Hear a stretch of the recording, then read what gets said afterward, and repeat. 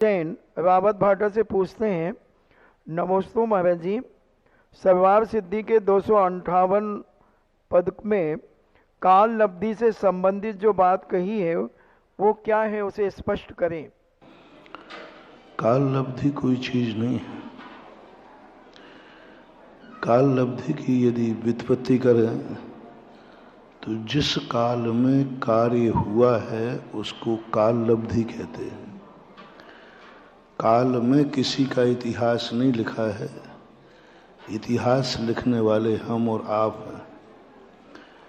जैसे अभी यहाँ सिकंदरा में जो जिज्ञासा समाधान चल रहा है, ये काल ने लिखा था कि अपन कर रहे हैं सो इतने समय हो रहा है। काल ने नियत नहीं किया था, ये अपने द्वारा नियत किया। पूज्यपाद स्वामी ने श्री सर्वार सिद्धि में काल लब्धि की 3 परिभाषाएं बनाई। प्रथम परिभाषा उन्होंने कही, संगी पंचेंद्रिय साकार मन वाला ही सम्यक दर्शन के योग्य है। दूसरी परिभाषा उन्होंने जो अर्धपुद्गल परावर्तन काल की बनाई वह बड़ी विचित्र है, लोग समझ नहीं पा रहे। प्रायोग लब्धि तक उसको पुरुषार्थ किया। प्रायोग लब्धि में कर्मों की अंतः कोड़ा कोड़ी स्थिति करता है जीव। भव्याभव्य सामान्य, भरव्य अभव्य दोनों यहाँ तक पहुँच जाते हैं। फिर जो उसको सम्यक दर्शन होना निश्चित है, वो संख्यात हजार सागर स्थिति और कम करता है।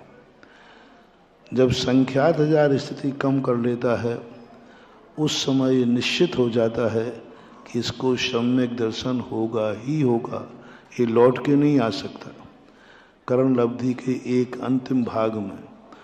और वहाँ उसकी घोषणा की जाती है कि अब ये जाकर के अर्धपुद्गल परावर्तन काल तक ही संसार में रहेगा। इस प्रकार से जो परिणाम, और तीसरा कारण उन्होंने कहा विशुद्ध परिणाम, आत्मा के जो विशुद्ध परिणाम हैं वही सम्यक दर्शन में कारण हैं। काल लब्धि कोई चीज नहीं है, कालस्तु है। या पूज्य जयसेन स्वामी महाराज ने लिखा, काल तो हमारी जिंदगी में है, क्योंकि वो स्वतंत्र द्रव्य है। एक द्रव्य दूसरे द्रव्य के लिए प्रेरक नहीं होता और वो शुद्ध द्रव्य है। शुद्ध द्रव्य परद्रव्यों का कर्ता होता ही नहीं।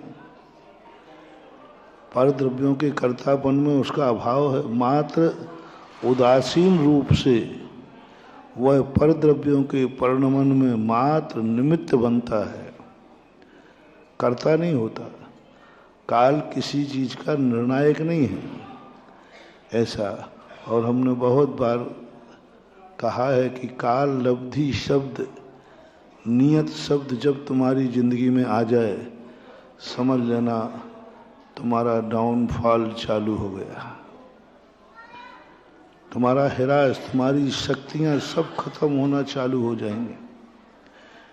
जितनी शक्ति है वो त्रोहित हो जाएगी। 2 चीजें कभी नहीं लाना कार्य प्रारंभ करने के पहले। जो होना है सुनिश्चित है। ये भाव भी यदि आ गया, सबसे बड़ा अवशगुन है। जिंदगी का सबसे बड़ा अवशगुन है। कार्य प्रारंभ करते यदि ये भाव आया, जो होना है सो होगा नहीं। ये परिणाम लाने से हमारी जो शक्तियां हैं, जो जागृत होने वाली थी, वे आवरणित हो जाएंगी, कुंठित हो जाएंगी। तीसरा, कभी ये कार्य शुरू करने के पहले नहीं लाना, भाग्य में जो लिखा होगा सो होगा। ये 2 जिंदगी के ऐसे अभिशाप हैं जिनके कारण से व्यक्ति बहुत सारी शक्ति रखता है। उस समय तो हमें यही पूज्यवर अकलंक स्वामी महाराज कहते हैं राजवार्तिक में कि उस समय तो एक ही बात सोचना है, मैं यदि सच्चा उपादान मेरा जागृत है और निमित्त सच्चा है तो नियत और भाग्य क्या करेगा? काम होगा ही होगा।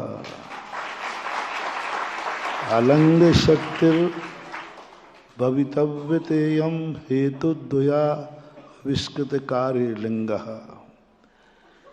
हेतुद्वयाविष्कृत, दो हेतुओं के द्वारा जो आविष्कृत होता है कार्य, वो नियत होता है, वो नियत होता है, उसको कोई टाल। अलंग शक्ति भवितव्यतेयम, वो होगा ही होगा, अलंग शक्ति है। हेतुद्वयाविष्कृत कार्य लिंगा, क्योंकि कार्य की पहचान है जिसमें दो हेतु विद्यमान हैं। ऐसा परिणाम यदि हमें जागे तो हमारे अंदर जो आवरण पड़ा हुआ है वो एक क्षण में क्षयोपशम को प्राप्त हो जाता है।